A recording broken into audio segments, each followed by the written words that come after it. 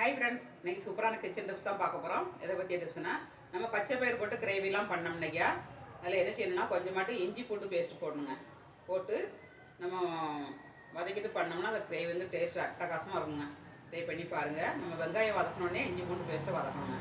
வதக்கிட்டு அப்புறமா நம்ம தக்காளி போட்டோம்னா சூப்பர் டேஸ்ட்டாக கிடைக்கும். ட்ரை பண்ணி பாருங்கள். அடுப்பை ஆன் பண்ணிவிட்டு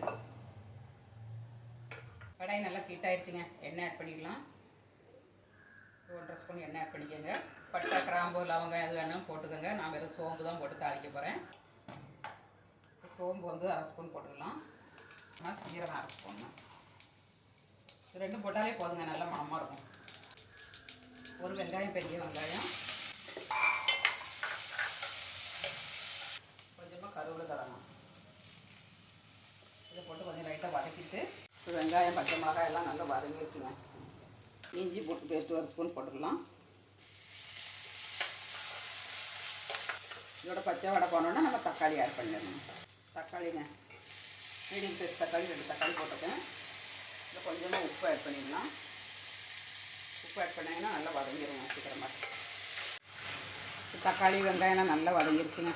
இந்த அளவுக்கு வதங்கினதுக்கப்புறம் நம்ம இதில் 1 ஸ்பூன் வரமிளகாத்தூள் போட்டுக்கலாம். காரத்துக்கு தகுந்த மாதிரி போட்டுக்கோங்க. வந்து குருமா மசாலாங்க. குருமா மசாலா வந்து வீட்டிலே அரைச்சது.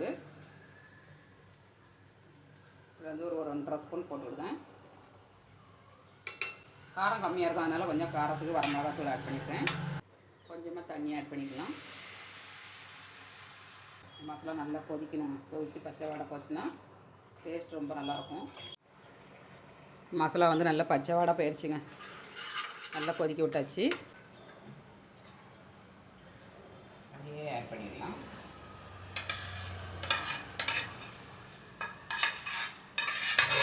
நாலு விசில் விட்டால் கரெக்டாக வந்துருச்சுங்க.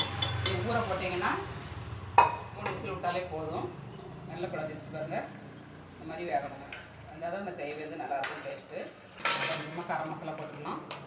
லாஸ்ட்டில் போடுங்க, நல்லா மணமாக இருக்கும். எவ்வளோ சூப்பராக இருக்குது பாருங்கள். பச்சை பயிர் கிரேவி வந்து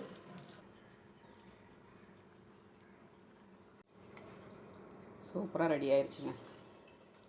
அப்படியே சாப்பிட்டானா சப்பாத்தி, இதுக்கு சைடு ஸ்டார்ட்டு பச்சை பயிர் கிரேவிங்க. எவ்வளோ எம்மியாக இருக்குது பாருங்கள். வீடியோ பிடிச்சிருந்தா லைக் பண்ணுங்கள். நாளைக்கு இன்னொரு டிப்ஸோடு பார்க்கலாம். பாய்.